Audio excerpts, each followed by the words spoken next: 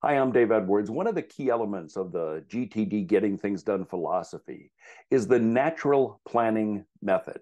It's a five-step process that helps you come up with ideas that will help you complete your work. That came up recently in a question I got from a viewer. Sure. Well, I call it the natural plumbing because at some point I said, years ago when I started doing this work, I said, people are always asking me about what's the best way to plan something.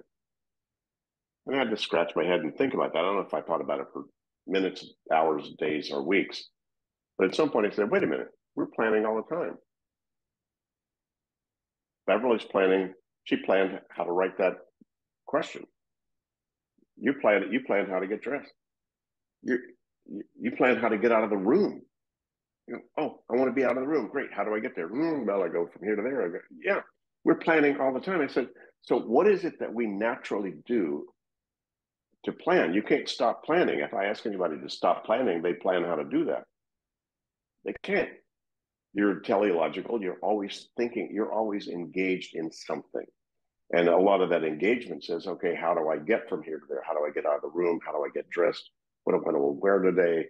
What do I buy at the restaurant? What do I eat at the restaurant? We're planning all the time. So I just look back, okay, what's the nature of that planning? And then I just sort of reverse engineered it and say, how do you get out of the room? Well, first of all, you want to be out of the room. You have a purpose. And you don't want to trip and fall. You got some principles, right? Then vision, out of the room. Well done. And then you go, okay, what's your goal? My goal is to get from here to there. Great. And what do you need to manage in the process? I need to make sure I'm dressed okay, that nothing's in the way of me getting there, and I need to maintain that. And then, what's a project? Well, project is just kind of get out of the room, so that's pretty simple. What's the next action? Get up and move. Now, as weird as that sounds, as simple as that sounds, that's a several stage model: purpose, uh, vision, brainstorm. What are all the options? Organize the possibilities, and then act on the moving parts.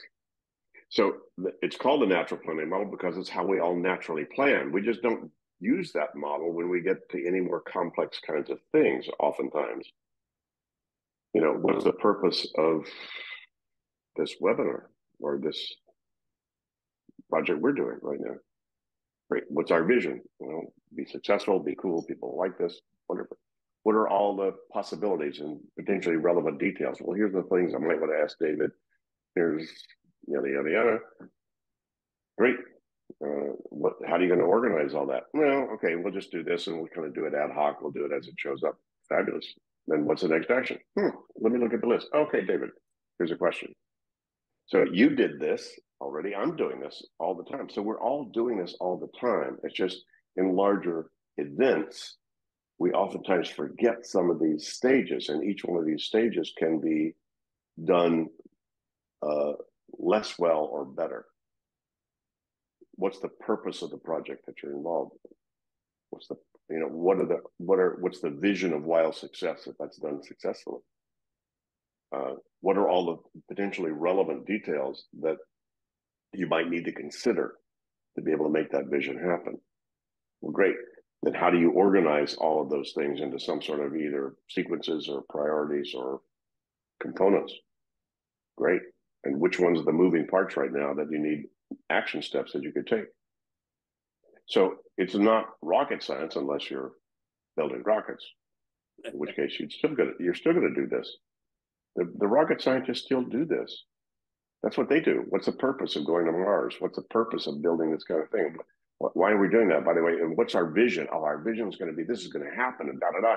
What are all the relevant details potentially? And that could be huge, obviously, you can imagine, for some big project like that. And then how do you organize those components in some way, sequentially or components or by priorities, that then you start moving on the active, the actionable parts.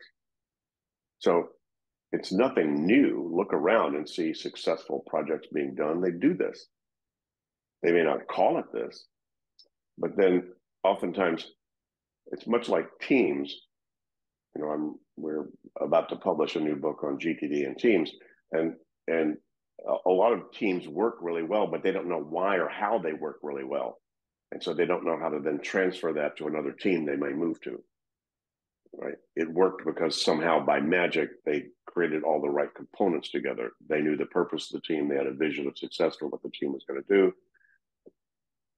Basically the GTD principles. So these are not principles. The natural planning model and even GTD was not something I made up out of the universe. I just recognized what it is that we do that really works, and then objectified those different components of it and the different principles that were involved in that, so people could do them much more consciously. I don't know if that answered her question.